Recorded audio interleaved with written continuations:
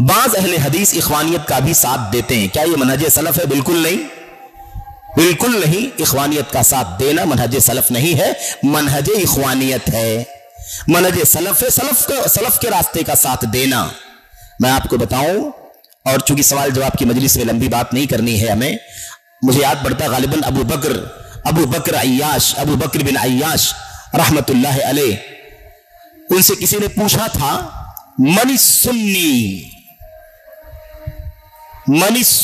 सुन्नी कौन है? सुन्नी मतलब सुन्नत पर चलने वाला, सुन्नत परस्त कौन है? पूछा गया ना। इसके अंदर क्या कहा गया? अहले हदीस इखवानियत का भी साथ देते हैं। क्या मनहज सलफ है? तो मनहज सलफ सहाबा का रास्ता है क्या ये? उनसे पूछा गया मनी सुन्नी, सुन्नी कौन है? तो उन्होंने क्या कहा? उन्होंने कहा अल्लज़ी इज़ा ज़ुकिरा इंदहु शैउन मिनल अहवा फला यल्तफित इला शैइन मिन ज़ालिक। सुन्नी वो है जिसके सामने ख्वाहिशात नफसानी, बिदात की कोई चीज अगर जिक्र की जाए तो किसी चीज की तरफ थोड़ी भी तवज्जो ना दे, किसी चीज की तरफ थोड़ा भी तवज्जो ना दे, मुड़ के भी ना देखे। सुन्नी किसको कहते हैं? जो किसी भी चीज को, सुन्नत के अलावा किसी भी चीज की तरफ न मुड़े। तो ये तरीका दुरुस्त नहीं है। इसका नुकसान क्या है मेरे भाइयों? इसका नुकसान ये है कि आवाम धोखे में आ जाएगी।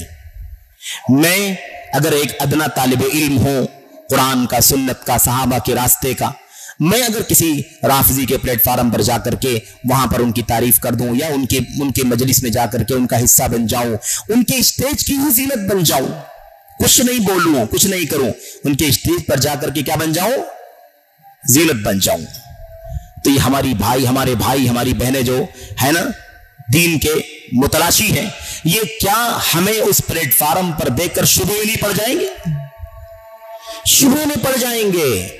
उसको आज तक समझते थे कि ये बातिल है, लेकिन वहां जाकर हम बैठते हैं, उनकी मजलिस में शरीक होते हैं, उनकी वाहवाही करते हैं, तो शक में पड़ेंगे कि नहीं पड़ेंगे?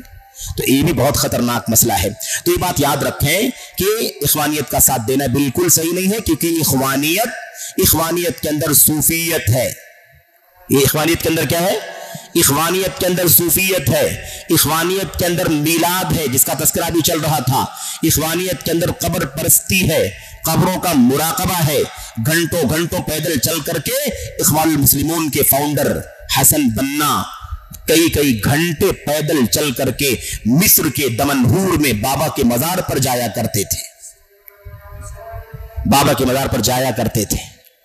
हुसाफिया, जो सूफियत का एक सिलसिला है ना, सूफियत का, उस सिलसिले के मुरीद थे वो।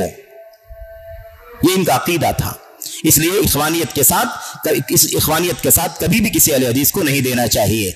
इखवानियत अलग रास्ता है, सलफियत अहले हदीसियत अलग रास्ता है।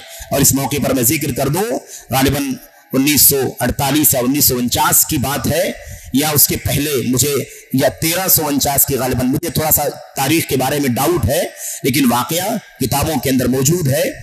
और अभी अमीर ममदूह बिन अब्दुल अजीज, जो अभी जल्दी वफात पाए हैं, आले सऊद के एक चोटी के फर्द हैं, और जिनको जाहिदो आले सऊद कहा जाता है, इन्होंने, जो उनकी अभी जल्दी वफात हुई है, इन्होंने बाकायदा लिखा है कि हमने अपने कई लोगों से वाकया सुना हुआ है कि हज के मौके पर शाह अब्दुल अजीज बिन अब्दुल रहमान आल फैसल रहमतुल्लाह अलैह मौजूद थे।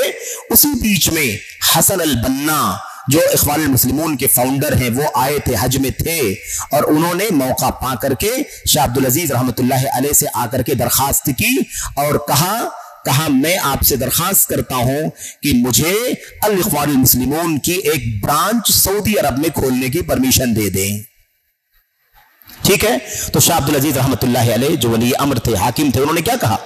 उन्होंने फरमाया अल इखवान अल मुस्लिमून नहनु वलिल्लाहिल हम्द, इखवान व नहनु वलिल्लाहिल हम्द मुस्लिमून, अल्हम्दुलिल्लाह हम मुसलमान भी हैं, अल्हम्दुलिल्लाह हम सब भाई भाई हैं। और आपने फरमाया अखरिजू हादर रजुल फइन्नहु साहिबु फितना, इस आदमी को इस मजलिस से बाहर निकालो, क्योंकि ये फितना परवर आदमी है। ये पूरा मुल्क तौहीद, सुन्नत, सहाबा, सलफ़े सालिहीन के मिशन पर कायम है, और यहां पर ये एक फिरका वारियत पैदा करने के लिए ब्रांच खोलने की बात करता है। इन्नहु साहिबु फितना, फितना परवर आदमी है, बाहर निकालो। तो इसलिए याद रखें दोनों अलग अलग रास्ते हैं, ना इखवान से धोखा खाएं और ना मुस्लिम